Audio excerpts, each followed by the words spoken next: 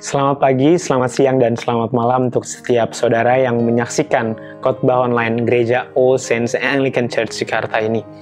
Dan hari ini kita memiliki satu tema yang sangat penting di dalam kekristenan, yaitu kenaikan Kristus.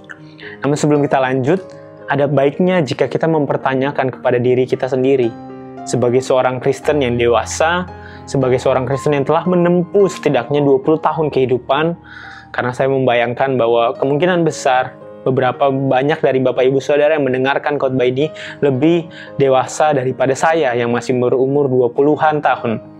Dan berdasarkan apa yang sudah Bapak Ibu punya, pengalaman apa yang sudah Bapak Ibu punya, apa yang Bapak Ibu Saudara mengerti atau ketahui tentang kenaikan Kristus?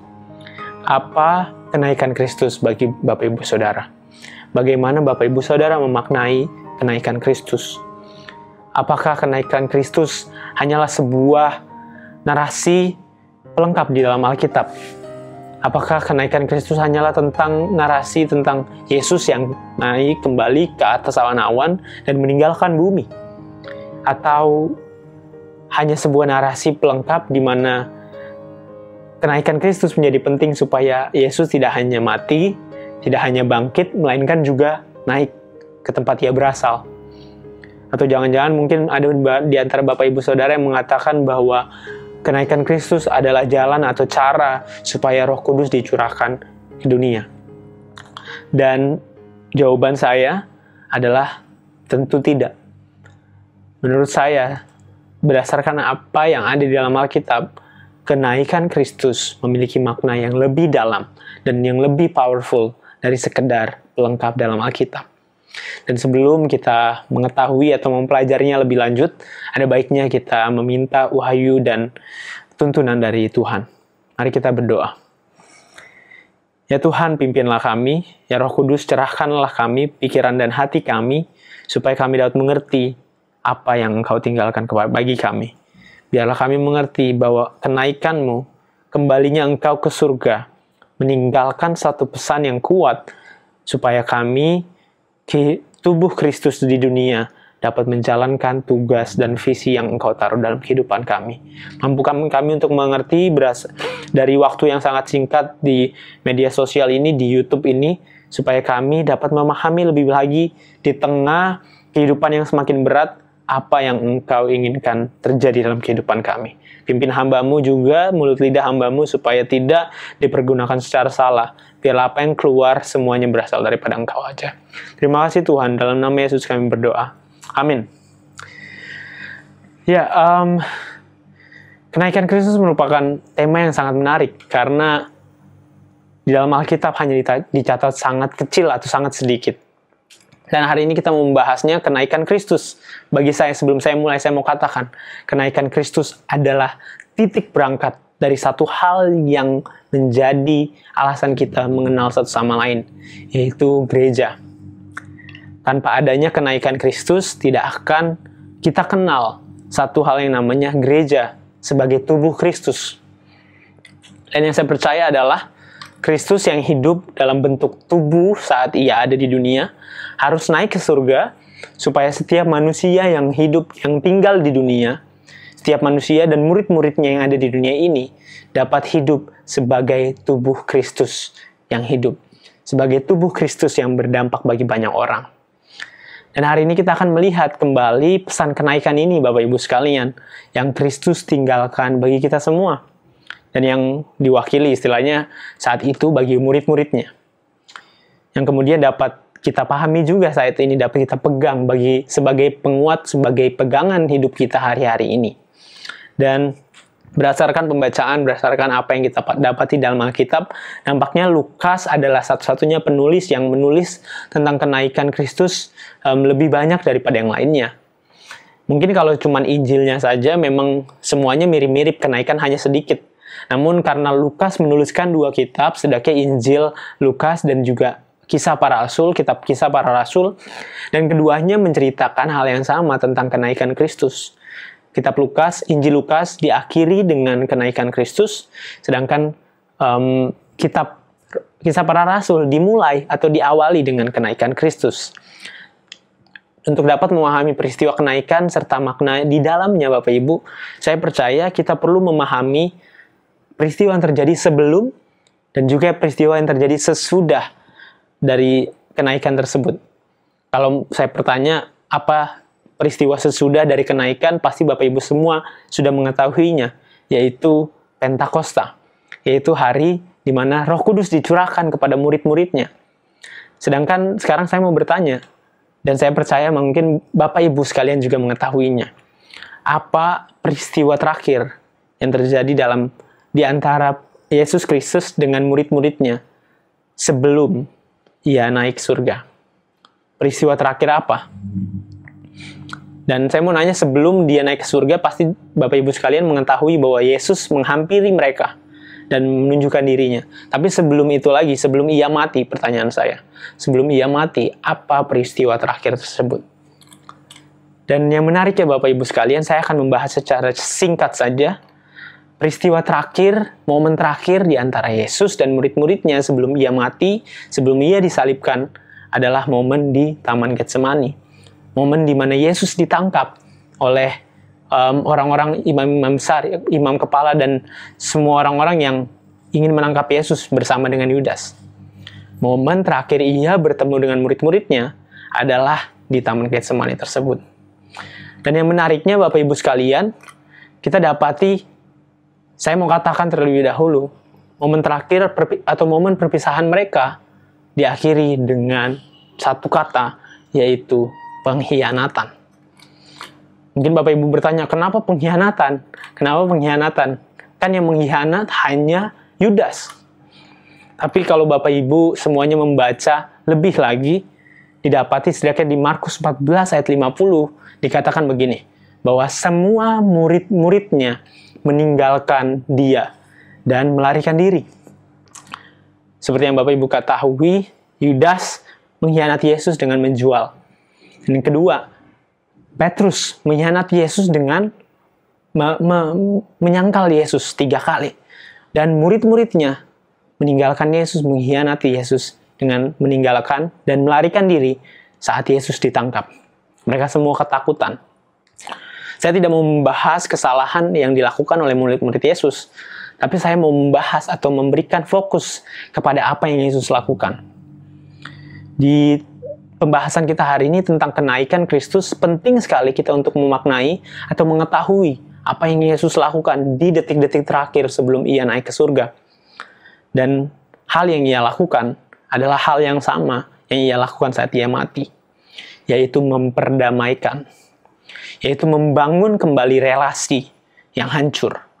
Sebagaimana kematiannya di atas kayu salib, membalikan, memperdamaikan, merekonsiliasi, membangun kembali hubungan antara manusia dengan Allah. Dan yang kedua, saat Ia bangkit, Yesus menghampiri murid-muridnya. Dan seperti yang Bapak Ibu telah baca di dalam Lukas, dan juga di dalam bacaan kita di Kisah Para Rasul, dikatakan di dalam Lukas, di ayat bacaan yang dalam Lukas, dikatakan seperti ini, bahwa Yesus menghampiri mereka, dan Ia berkata, damai sejahtera bagi kamu. Ia menghampiri mereka yang meskipun akhirnya mereka kaget, karena mereka mengira Yesus adalah hantu. Tapi Bapak Ibu perlu ketahui, bahwa yang sedang Yesus lakukan saat itu adalah mengembalikan hubungan, yang mungkin menjadi renggang karena murid-muridnya meninggalkan Dia. Yang mungkin menjadi renggang karena murid-muridnya merasa bersalah tentang apa yang telah mereka lakukan.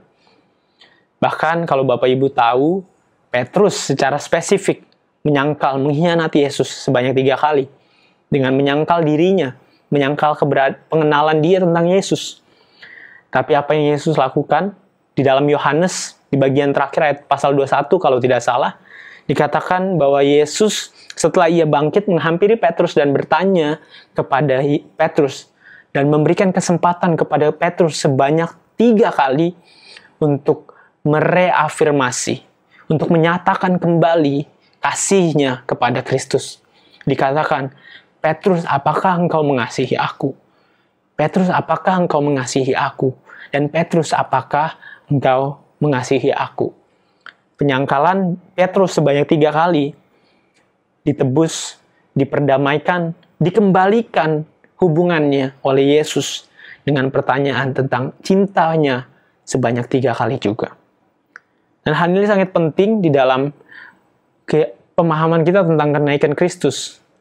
Yaitu pertama, kenaikan Kristus merupakan akhir, merupakan lambang selesainya visi atau misi Allah dalam kehidupan, dalam karya keselamatan melalui Yesus Kristus.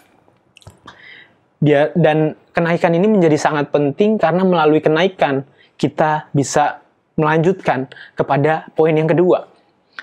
Jadi seperti yang saya katakan di awal, kenaikan Kristus merupakan titik berangkat dari satu hal yang kita kenal sekarang sebagai tubuh Kristus, yaitu gereja.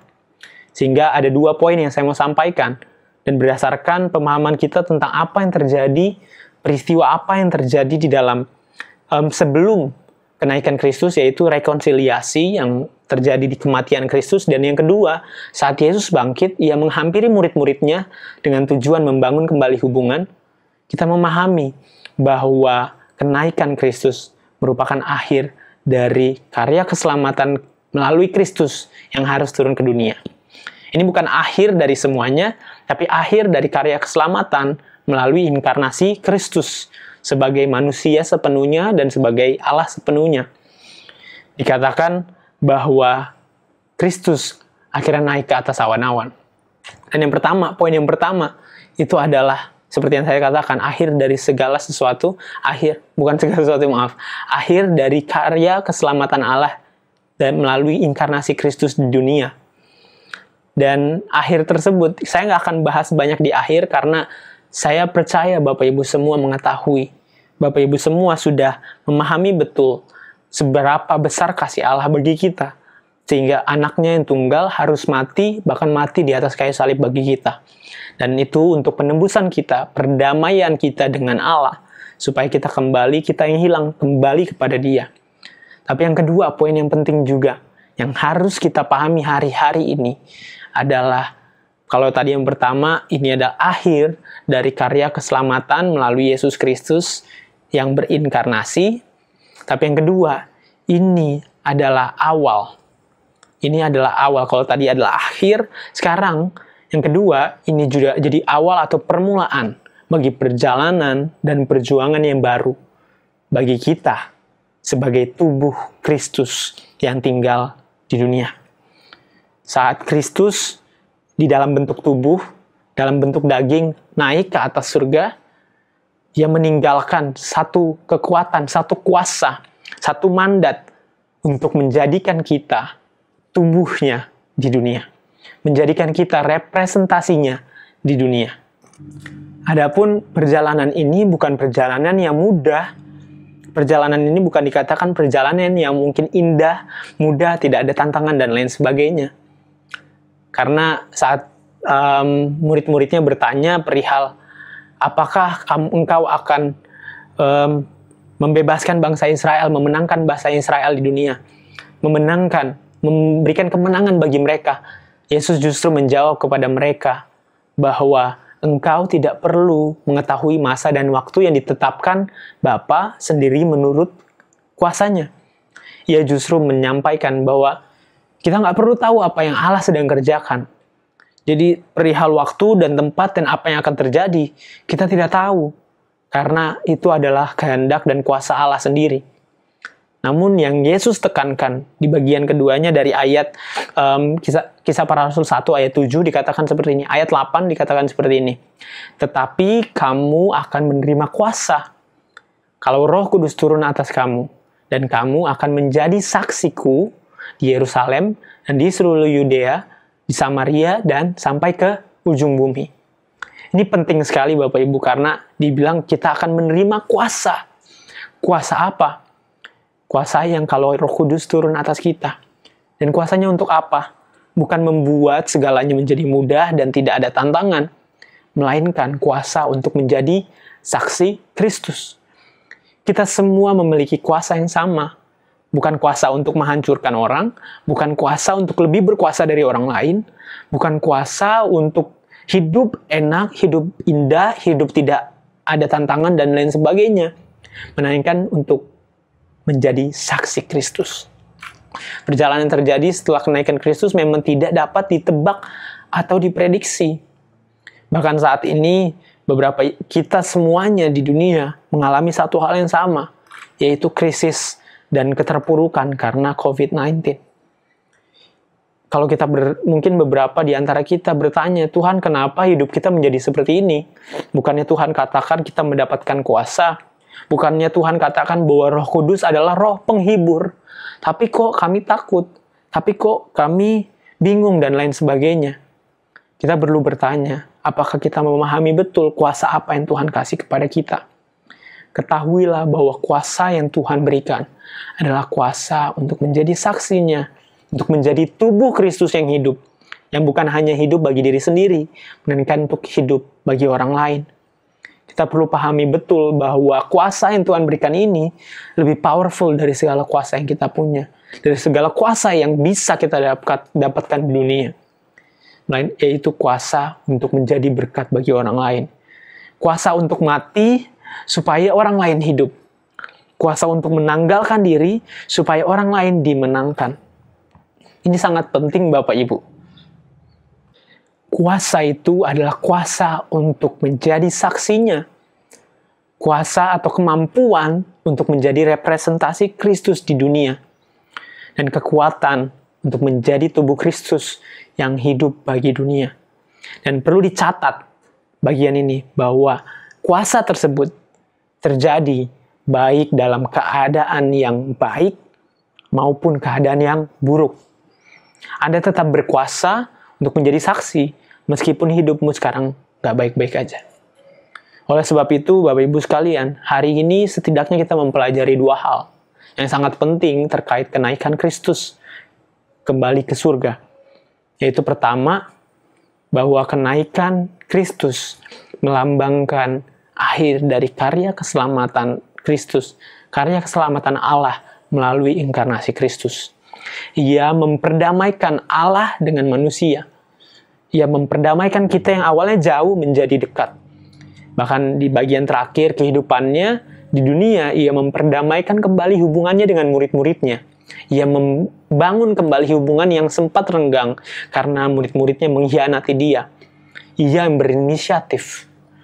Sedangkan yang kedua, yang juga sama pentingnya dengan yang pertama, bahwa kenaikan Kristus merupakan permulaan yang baru bagi sebuah perjalanan dari kita yang adalah tubuh Kristus yang tinggal di dunia, yang juga memiliki tugas yang sama seperti Kristus saat ia datang ke dunia, yaitu untuk memperdamaikan dunia yang hilang dengan Allah, untuk menjadi saksinya, untuk menjadi terangnya di tengah dunia yang gelap. Mari kita berdoa. Ya Tuhan, terima kasih, biarlah apa yang kami dengar menjadi kekuatan yang baru bagi kami di tengah hidup dan ke dunia yang semakin berantakan dan tidak karuan. Biarlah kami mampu memegang dan juga menggunakan kuasa yang Kau berikan, bukan hanya untuk menaklukkan dunia, tetapi juga untuk memenangkan dunia. Bukan hanya untuk berkuasa, tapi juga untuk membagi kuasa dan kekuatan dan kemampuan yang Tuhan berikan. Biarlah kami menjadi dampak, menjadi terang, dan menjadi garam bagi setiap orang yang ada di sekeliling kami, sehingga nama Tuhan saja yang dipermuliakan. Terima kasih Tuhan, dalam nama Yesus Kristus kami berdoa. Amin. God bless.